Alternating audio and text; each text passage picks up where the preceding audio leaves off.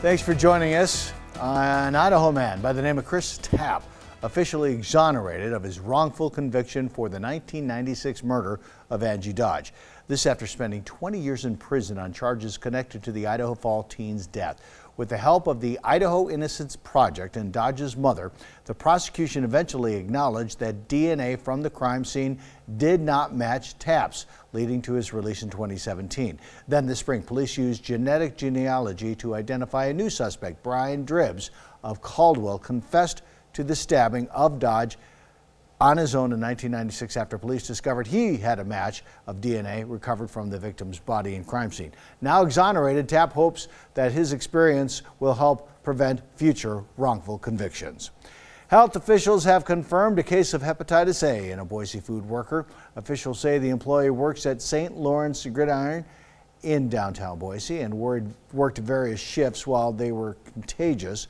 If you ate at the restaurant from June 21st to the 24th, June 27th to July 1st, July 5th to July 8th, or July 11th to July 14th, you are urged to check your vaccination records.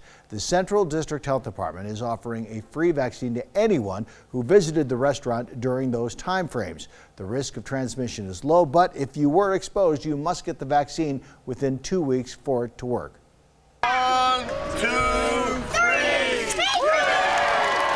Zoo Boise's Gorongosa National Park exhibit now officially open to the public. The new 2.5-acre exhibit is named after a park in Mozambique that Zoo Boise has partnered with to help rebuild after it was destroyed by decades of war.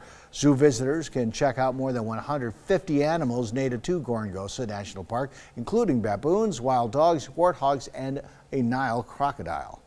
No, there's nothing like this in the United States. There's no zoo that has entirely adopted a national park the way Zoo Boise has adopted Gorongosa Park and created an exhibit. It's an educational experience to come here. You're going to learn all about Gorongosa Park. The $9 million project serves the public as well as the local people and animals in Mozambique. More than $600,000 have already gone to conservation on the African continent. Summer admission prices to the zoo, $10 for adults, $7 for kids. Now, Chief Meteorologist Scott Dorval with the On Your Side forecast.